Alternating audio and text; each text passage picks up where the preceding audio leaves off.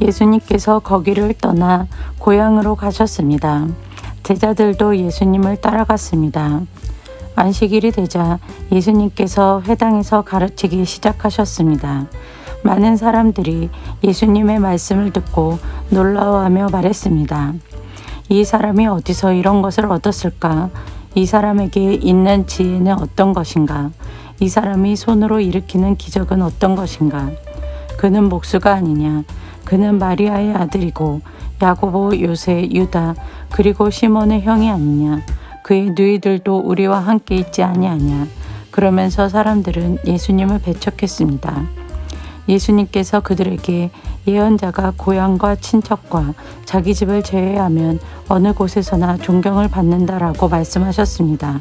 예수님께서는 몇 명의 환자에게 손을 얹어 고쳐주셨을 뿐 많은 기적을 일으킬 수 없었습니다.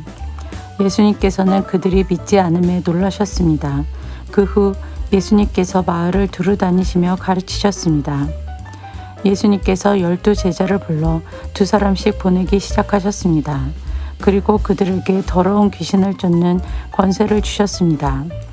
예수님께서 제자들에게 명하기를 여행할 때는 지팡이 외에 아무것도 가지고 다니지 말고 빵이나 가방도 가지지 말며 주머니에 돈도 넣고 다니지 말라고 하셨습니다. 또한 신만 신고 옷도 2벌씩 갖지 말라고 하셨습니다. 예수님께서 이어서 말씀하셨습니다. 어느 집에 들어가든지 마을을 떠날 때까지 거기 머무르도록 해라. 너희를 받아들이지 않거나 말씀에 귀를 기울이지 않으면 그곳에서 나올 때 신발에 묻은 먼지를 털어버려서 그들에게 증거로 삼아라. 제자들은 가서 사람들에게 회개하라고 전하였습니다. 또 많은 귀신들을 쫓아내고 많은 환자들에게 기름을 부어 병을 고쳐주었습니다. 예수님의 이름이 널리 알려져서 헤롯 왕도 예수님의 소문을 들었습니다. 사람들은 세례자 요한이 죽은 사람들 가운데서 살아난 거야. 그러니까 이런 기적이 그분에게서 나오는 거야 하고 말했습니다. 어떤 사람들은 이렇게도 말했습니다. 그분은 엘리야다.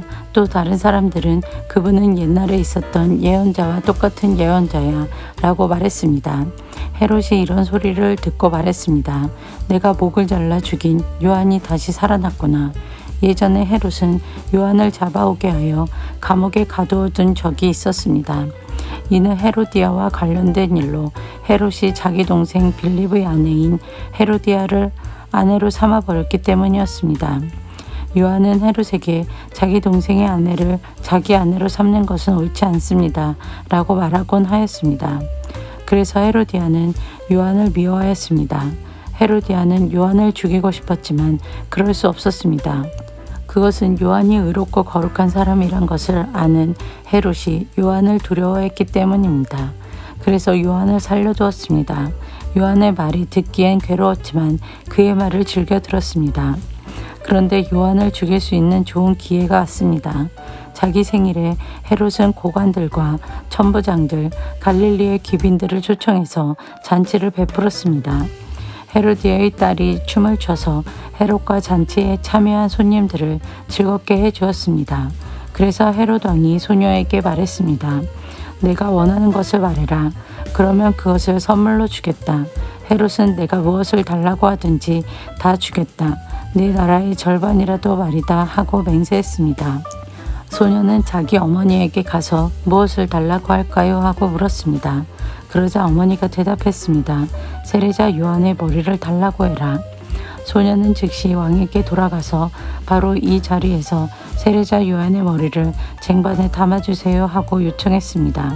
왕은 매우 괴로웠지만 자기가 한 맹세 때문에 그리고 잔치에 참여한 손님들 때문에 소녀의 요청을 거절할 수 없었습니다. 왕은 곧바로 시위대 군인을 보내 요한의 머리를 가져오라고 했습니다. 군인은 가서 감옥에 있던 요한의 머리를 잘랐습니다. 그리고 쟁반에 담은 그의 머리를 가져와 소녀에게 주었고 소녀는 그것을 자기 어머니에게 가져다 주었습니다. 요한의 제자들이 이 소식을 듣고 가서 요한의 시체를 가져다가 무덤에 묻었습니다. 사도들이 예수님께로 돌아왔습니다.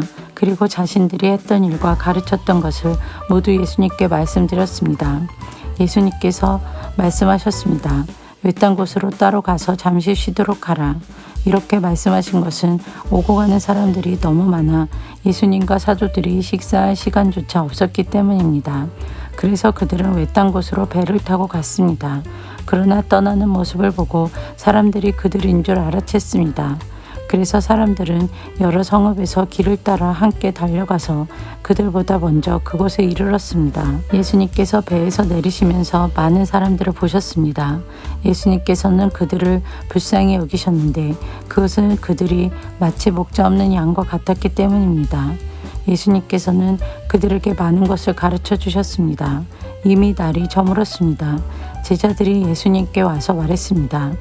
이곳은 빈 들이고 시간도 너무 늦었습니다. 그러니 사람들을 보내어 근처에 있는 농가나 마을에 가서 먹을 것을 사 먹게 하는 것이 좋겠습니다. 그러나 예수님께서 대답하셨습니다. 너희가 먹을 것을 주어라. 그들이 예수님께 말했습니다. 그러면 우리가 가서 200데나리온 어치의 빵을 사서 먹이라는 말씀이십니까? 예수님께서 그들에게 물으셨습니다. 너희가 가진 빵이 얼마나 되는지 가서 알아보아라. 그들이 알아보고 나서 말했습니다. 빵 5개와 생선 2마리가 있습니다. 예수님께서 사람들에게 무리를 지어서 풀밭에 앉으라고 하셨습니다. 사람들은 100명 혹은 50명씩 때를 지어 앉았습니다. 예수님께서 빵 5개와 생선 2마리를 들고 하늘을 우러러보시며 감사 기도를 드리셨습니다. 그리고 제자들에게 빵을 떼어서 나누어 주도록 했습니다. 그리고 생선 2마리도 나누어 주셨습니다. 모든 사람들이 배불리 먹었습니다. 제자들은 12광주리에 남은 빵 조각과 물고기를 거두어 드렸습니다. 빵을 먹은 남자 어른은 5,000명이었습니다. 예수님께서 제자들에게 배를 타고 호수 건너편에 있는 벳세다로 먼저 가 있으라고 말씀하셨습니다. 그동안에 예수님께서는 사람들을 집으로 보내셨습니다. 사람들을 보내신 후 예수님께서는 기도하러 산에 올라가셨습니다. 밤이 되었는데 배는 여전히 호수 위에 있었고 예수님께서는 홀로 무태 계셨습니다. 바람이 불어와 제자들이 노를 젓느라고 애를 쓰고 있었습니다. 이 모습을 보시고 예수님께서 새벽 3시에서 6시 사이에 호수 위를 걸어오셨습니다. 그리고 제자들을 지나쳐 가시려고 하셨습니다. 제자들이 예수님께서 호수 위를 걸으시는 것을 보고 유령이라고 생각하여 비명을 질렀습니다. 그것은 그들이 모두 예수님을 보고 무서워했기 때문입니다. 예수님께서 즉시 그들에게 말씀하셨습니다. 안심해라 나다. 두려워하지 마라. 예수님께서 배에 오르시자 바람이 가라앉았습니다. 그래서 제자들은 크게 놀랐습니다. 그것은 제자들이 빵의 기적을 보고도 아직 깨닫지 못하고 마음이 굳어져 있었기 때문입니다. 예수님과 제자들이 호수를 건너 게네사렛이란 곳에 도착하였습니다. 그리고 거기서 닻을 내렸습니다. 그들이 배에서 내리자 사람들이 예수님을 즉시 알아보았습니다. 사람들은 온 마을을 다니면서 예수님께서 계시는 곳마다 환자들을 침상에 눕혀 데려오기 시작했습니다.